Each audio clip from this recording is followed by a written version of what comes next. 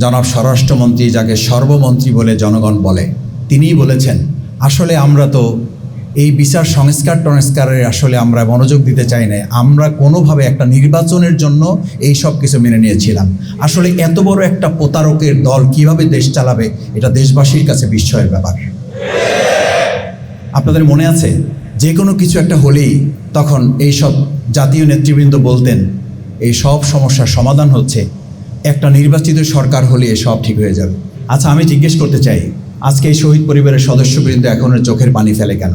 তার মানে কি আমরা ধরে নেব জনগণ কি এটা মনে করবে, এই বিশ্বাস করলে কি অপরাধ হবে তাদের, যে 12ই ফেব্রুয়ারি আসলে নির্বাচিত সরকার এখনো আসে নাই, একটা ইঞ্জিনিয়ারিং সরকার এসেছে, সেই জন্য এখন এই বিচার সংস্কার হচ্ছে না? তাহলে আপনাদের কথাই তো আপনারা আসামি। আপনারাই তো বলেছিলেন একটা নির্বাচিত সরকারই এই সব সমস্যার সমাধান। আপনারা শেখ হাসিনাকে নিয়ে আসার কথা, সেখানে শেখ হাসিনা নিজে আসতে চায়, আমরা নিয়ে আসতে পারতেছি না। সে ডেডলাইন দিয়ে দিয়েছে এই বছরের মধ্যে তিনি আসবেন, আর আমরা বলছি এই বছরের মধ্যে এই সরকারকে তার ফাঁসি কার্যকর করতে হবে। এই শহীদ পরিবার আগামী বার্ষিকী উদযাপন যেন শেখ হাসিনার ফাঁসির মধ্য দিয়ে করতে পারে। শুধু শেখ হাসিনা না, দুর্ভাগ্য এখন মডিফাই আওয়ামী লীগ তৈরি করা হচ্ছে। তাদেরকে আবার জামিন দেওয়ার জন্য সরকার, বিচার বিভাগ এবং কতিপয় বিচার কার্যের সাথে সম্পৃক্তরা প্রতিযোগিতায় লিপ্ত হয়েছে কে কত আগে তাদেরকে জামিন দিয়ে তাদের কাছে প্রিয় পাত্রে পরিণত হতে পারে। আসামি গ্রেপ্তার করায় নজর নাই, আসামিকে জামিন দিয়ে তাদের প্রিয় পাত্র হওয়ার জন্য এখন প্রতিযোগিতা শুরু হয়েছে। পরিষ্কার বার্তা দিতে চাই, জাতীয় সংসদের সদস্য হয়েছে আমরা, এইটা আমাদের কাছে গুরুত্বপূর্ণ না। আমাদের কাছে গুরুত্বপূর্ণ হইল 2009 সাল বা 2008 সাল থেকে যে রাস্তা থেকে আমরা তৈরি হয়েছি, ওই রাস্তাই হচ্ছে আমাদের কাছে প্রিয়।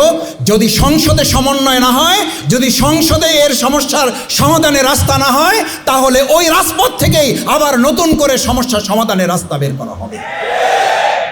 আমিরে জামাত বিরোধী দলের নেতা ডাক্তার শফিকুর রহমান খুব পরিষ্কার করে বলেছেন, যদি সংসদে এই জায়গায় সকল সমস্যার কেন্দ্রবিন্দু, সমাধানের কেন্দ্রবিন্দু এটা হয় আলহামদুলিল্লাহ, না হলে যেখানে মাননীয় স্পিকার বলে আমাদেরকে সময় নিতে হয়, আর মাননীয় স্পিকারও যখন বলে আপনার সময় শেষ, মাননীয় সংসদ সদস্য আপনি বসে যান, এই সংসদের বাইরেও কিন্তু একটা জায়গা বাংলাদেশে আছে যেখানে মাননীয় স্পিকারও বলা লাগে না, আর মাননীয় স্পিকারও বলে না মাননীয় সংসদ সদস্য আপনি বসেন, আপনার এখন এই কথা হা এবং নায়ে শেষ করে দেওয়া হবে।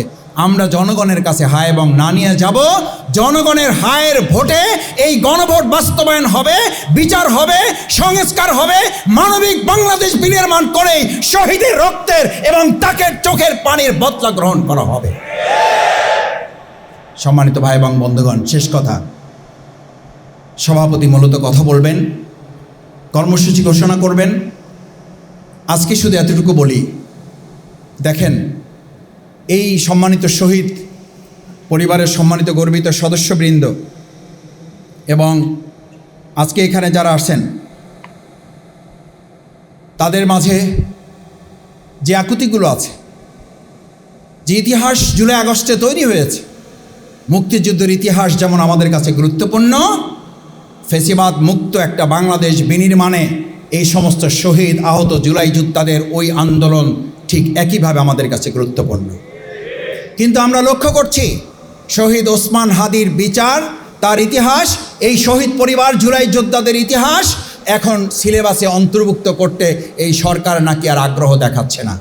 পরিষ্কার বলতে চাই, আমাদের মুক্তিযুদ্ধের মাধ্যমে যেমন এই দেশের স্বাধীনতা সার্বভৌমত্ব নিয়ে আমাদের প্রজন্মকে গড়ে তোলা হয়েছে, তার এই ধারাবাহিকতায় 2024 জুলাই আগস্টের গণঅভ্যুত্থান হয়েছে। আর এই জুলাই আগস্টের গণঅভ্যুত্থান সিলেবাসে অন্তর্ভুক্ত করে আগামী দিনে এমন একটা প্রজন্ম গড়ে তুলতে হবে, আগামী দিনে যেন কেউ নতুন করে আর ফ্যাসিবাদ হওয়ার চিন্তাই তারা করতে না পারে। অবশ্যই তাদের এই গর্বিত ইতিহাস সিলেবাসে অন্তর্ভুক্ত করতে হবে। আজ থেকে 2 বছর পূর্বে এদেশের তরুণ, এদেশের ছাত্র সমাজ একটি যৌক্তিক দাবি নিয়ে যখন তারা রাজপথে শান্তিপূর্ণ কর্মসূচি পালন করছিল, ঠিক সেই শান্তিপূর্ণ কর্মসূচিতে তৎকালীন ফ্যাসিবাদী খুনি হাসিনা তার রাষ্ট্রীয় শক্তি তাদের উপরে বল প্রয়োগ করেছিল, নির্বিচারে তাদেরকে গুলি চালিয়ে তাদেরকে হত্যা করেছিল। যেই হত্যা, যেই জুলুম নির্যাতন শুধুমাত্র বাংলাদেশ নয়, পুরো পৃথিবীর মানুষকে আন্দোলিত করেছিল। পুরো বাংলাদেশের মানুষ এই হত্যাকাণ্ড দেখে, এই রক্তাক্ত রাজপথ দেখে, এই জুলুম নির্যাতন দেখে এই ছাত্রছাত্রীদের পাশে দাঁড়িয়েছিল। যে আন্দোলনটা একটা পর্যায়ে গণবিস্ফোরণের রূপ ধারণ করেছিল এবং যে গণবিস্ফোরণের ফলে ফেসিবাদী খুনি হাসিনা বাংলাদেশ থেকে পালিয়ে গিয়ে ওই দিল্লিতে আশ্রয় নিতে বাধ্য হয়েছিল। সম্মানিত ভাইরা আমার, এই জুলাই গণঅভ্যুত্থান আমাদেরকে শিখিয়েছে কিভাবে গুলির সামনে বুক পেতে দিয়ে লড়াই করতে হয়। আবু সাইদের সেই কথাটি যে বুকের ভিতর অনেক ঝড়, বুক পেতেছি গুলি কর। এইভাবেই তারা গুলিকে বুকে ধারণ করে গুলির সামনে বুক পেতে দিয়ে লড়াই করে আমাদের জন্য দ্বিতীয় স্বাধীনতা এনে দিয়েছিলেন। সম্মানিত ভাইরা আমার, এই জুলাই গণঅভ্যুত্থান আমাদের শিক্ষা দেয় কিভাবে বুক চিতিয়ে লড়াই করে বিজয় অর্জন করা যায়।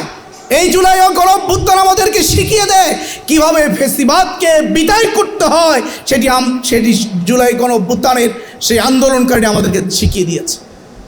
কিন্তু দুর্ভাগ্যজনক, আজকে যারা ক্ষমতার মসনদে আসীন হয়েছে, এই জুলাই গণঅভ্যুত্থান সংগঠিত না হলে এই আলিফ, জুনায়েদ, আবু সাইদ, মুগ্ধরা যদি শাহাদাত বরণ না করতেন তাহলে তারা হয়তো প্রধানমন্ত্রী হওয়ার স্বপ্ন দেখতে পারত না। ওই শিলং থেকে বাংলাদেশে এসে নির্বাচন অংশগ্রহণ করে আজকে স্বরাষ্ট্রমন্ত্রী হওয়ার সুযোগ পেত না। কিন্তু আজকে প্রধানমন্ত্রী হয়ে, আজকে স্বরাষ্ট্রমন্ত্রী হয়ে, আজকে এমপি হয়ে, মন্ত্রী হয়ে বেমালুম ভুলে গেছেন কাদের কারণে আজকে আমরা মন্ত্রী হয়েছি, এমপি হয়েছে, জাতীয় সংসদে আমরা ভূমিকা পালন করছি। কিন্তু আমরা আপনাদেরকে স্মরণ করে দিতে চাই, যদি শহীদদের এই ত্যাগ কুরবানিকে যদি উপেক্ষা করেন, গণভোটের গণরায়কে যদি আপনারা প্রত্যাখ্যান করেন, শহীদদের প্রত্যাশা, শহীদ ফ্যামিলির প্রত্যাশা যদি পূরণ করতে ব্যর্থ হন, তাহলে আপনাদের জন্য সামনের দিনে আরেকটি বিপ্লব অপেক্ষা করছে। যেই বিপ্লবের মধ্য দিয়ে আপনাদের পতন হবে। কিন্তু খুনি হাসিনা হয়তোবা দিল্লিতে পালিয়ে যেতে পেরেছে, আপনাদের যাওয়ার জায়গা থাকবে না।